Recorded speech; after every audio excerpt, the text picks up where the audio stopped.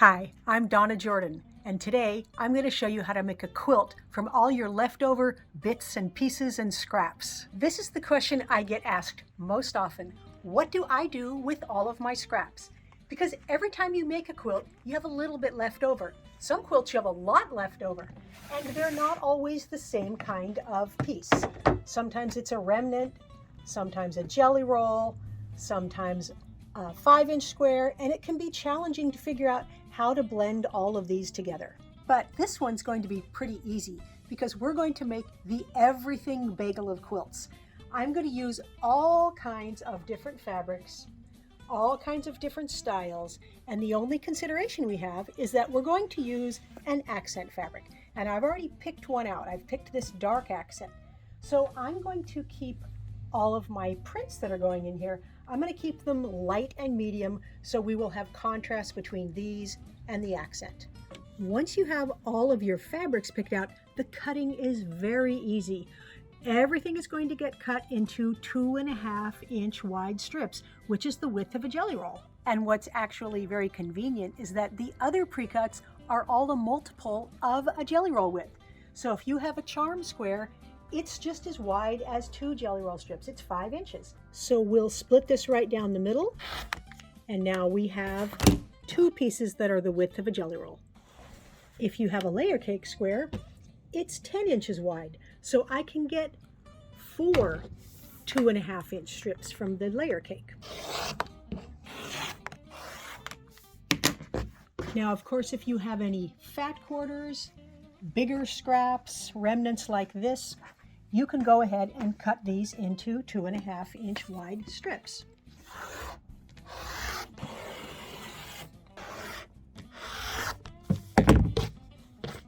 And of course, if you have some jelly roll pieces, those are perfect because you don't even have to cut them. They're already the right size.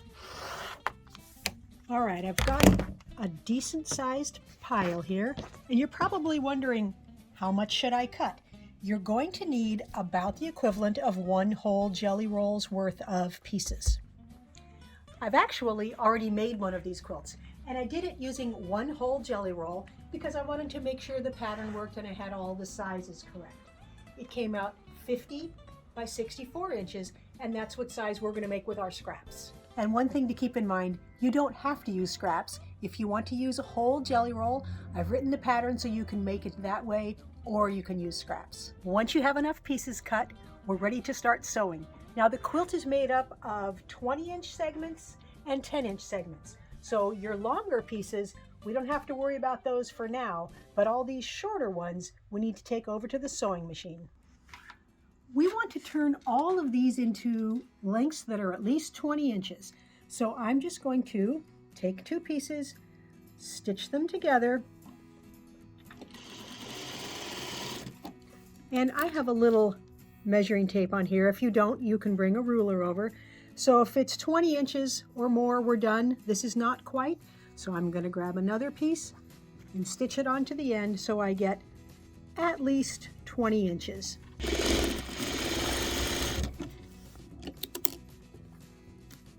Now we're over 20, so I'm just going to finger press these seams to one side. Doesn't matter which way you press them. And we'll set this aside, and I'm going to keep doing the same procedure to make 20-inch lengths with all these scraps.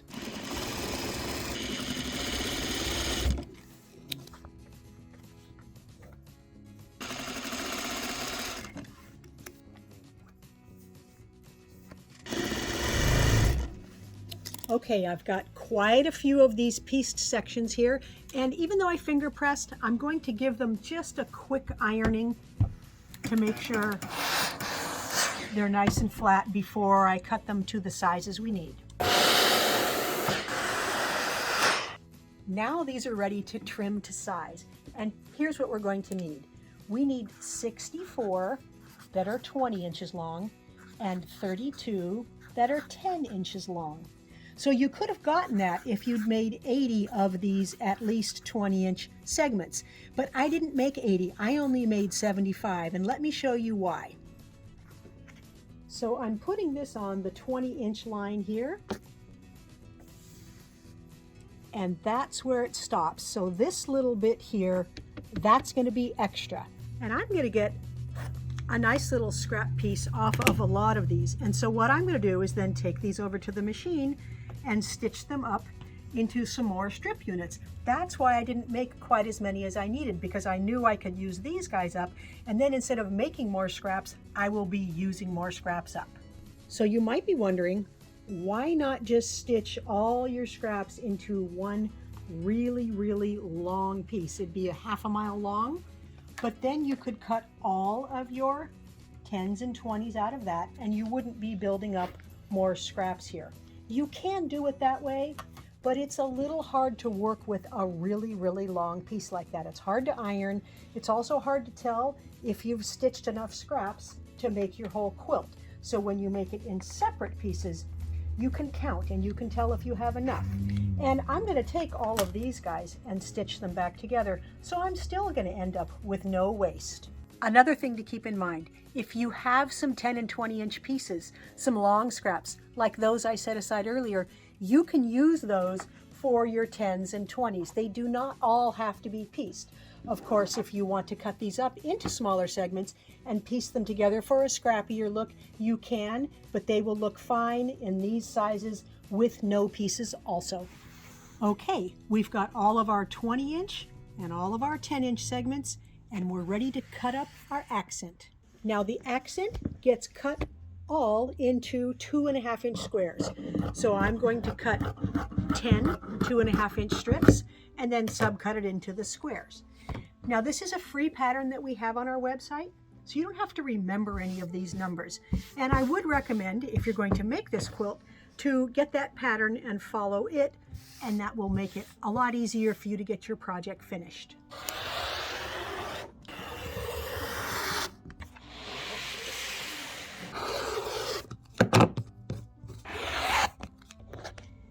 The next step is to mark the back side of these squares. So I'm going to flip it over, and I'm going to use a pencil because I think my pencil will show up on here. If your fabric is a different color, you might want to use a white chalk pencil.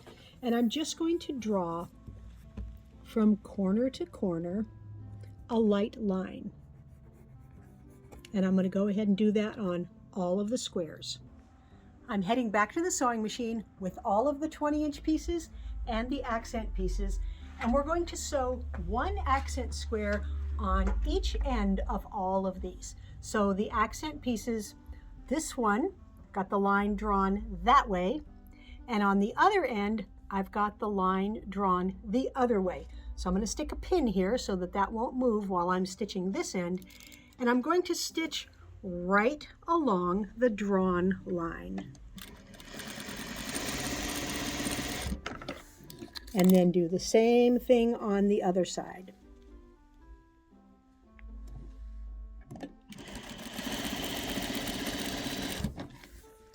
So I'm going to go ahead and do that with all of these strips. Once those are done, we're going to grab our 10 inch pieces and head back to the machine. The 10 inch segments all only get one accent square. So I'm going to do half of them with the accent line, the line on the accent piece facing this way. The other half are going to get the line going the opposite way. So just line everything up and stitch right on that drawn line. Same thing here. Line it up, stitch it on. I've got all of the accent pieces stitched on, and I've got everything stacked up so that my 20 inch seams are facing this way, and then on the 10 inch pieces, the seams are facing the same way. And here's how we're going to iron these. We're going to iron all of the seam allowances over to the right. So for this corner, I'm going to flip the seam allowances to the right, give it a little pressing. And now on this end, again, it's going to press toward the right side. And then on the shorter pieces, we're going to do the same thing. So this shorter piece here, we're going to tuck it under and press it to the right. And then this one here, again, going to fold this over and press it to the right.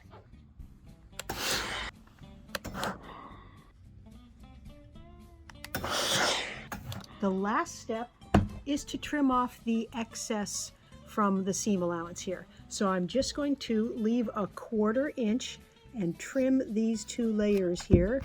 So now I've got a nice flat piece there. And then the same thing on this side. So we've got these back 2 layers that are extra, and we'll trim that off, and then our strips will be nice and flat. Now we're ready to lay the whole quilt out.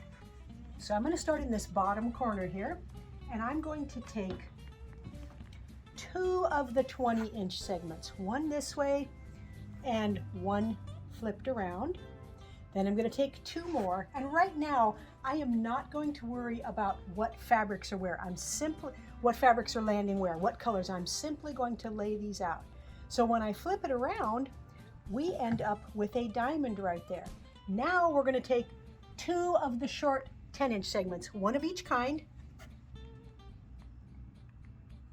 and we're going to put those there. So this is our first 2 rows of the quilt. Now for the next 2 rows, we're going to start with the 10-inch segments. So again, take 2 of them. They get laid like that. Then we're going to take 2 more of these guys, one this way and one flipped around.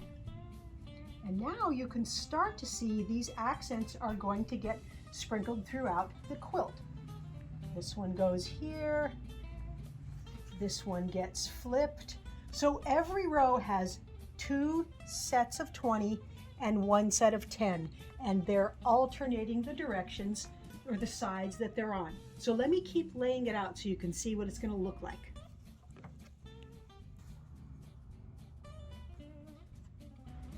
I've got all the pieces laid out, and I actually didn't trade anything around. Now if you look at your whole quilt and you see a whole bunch of one color in one area, you can trade things around to make it look more balanced. To stitch it together, I'm just going to do 1 row at a time. So I'm going to take the whole bottom row and stitch it together and put all those seams to the right. Then I'll make the next row all those seams to the left. And because we were careful with our ironing, when we go to stitch these together, the way the accents are laying, the seam allowances, they'll be nesting, and it'll be real easy to keep that nice and flat. And the same thing will happen when we stitch this row to this row. So if you see these here, this seam allowance is going that way, that seam allowance is going the other way. It makes it very easy to match and very easy to get it laid flat. My scrappy quilt is stitched up and all loaded on the machine. Now we need to pick a thread color. Almost any thread color will look good because I've got so many different kinds of scraps in here with lots of different colors. But I think I would like to keep it fairly I would like for it to recede into this background here and not show too much on the purple. So this is a gray, that would be a good choice. Nice aqua here, won't really show in the patchwork. It'll show a little bit in the purple. Now this is an option. This is about the same color as my accent, and it's going to show a little bit here. So if you wanted the quilting to show, that would be a good choice. I think this will be the best because it's not going to show very much there, and it's also not going to show very much in all of these scrappy patches. So that's what I'm going to go with, the medium lavender. For the quilting, I want something abstract because I've got a lot of geometric patches in there. This one is called Modern Ties. I love how it's loopy in big and little loops. So that's what we'll try on this quilt.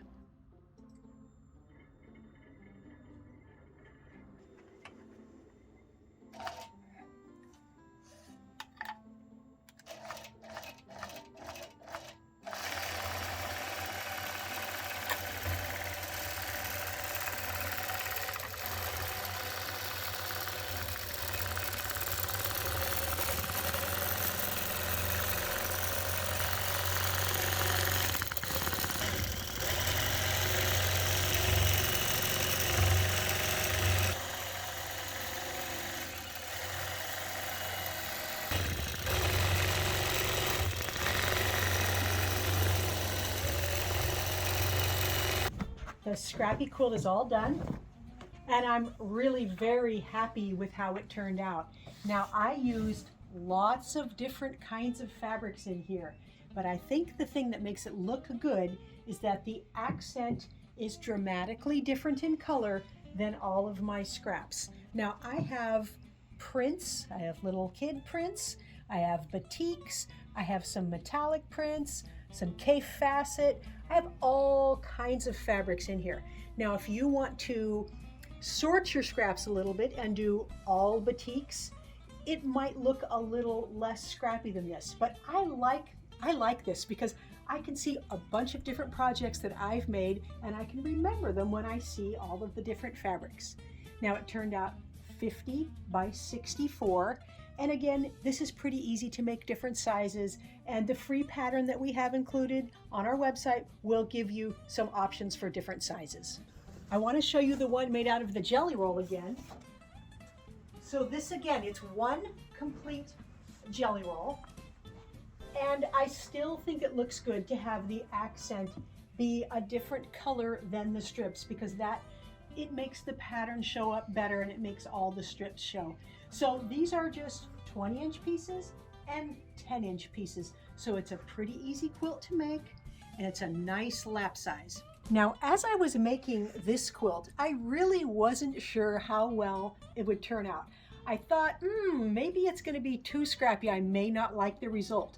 But I am very pleased with it. Now, of course, the one that's made with the jelly roll, it's got a theme, all the same kind of fabrics, and a nice color palette.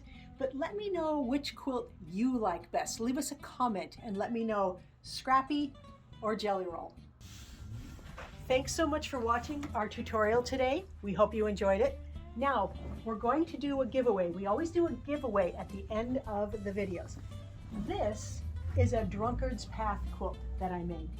So these are Drunkard's Path blocks, and I made them so that 4 together make these nice circles. And these are fabrics from Robert Kaufman, and they're called Wild Blue. Some are flowers and some look like planets and sky. And we've got this nice abstract print on the back side here. Now, it's very easy to enter the giveaway.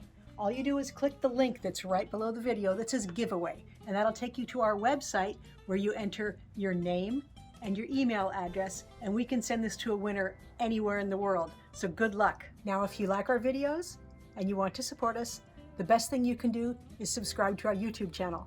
That really helps us out. Happy quilting!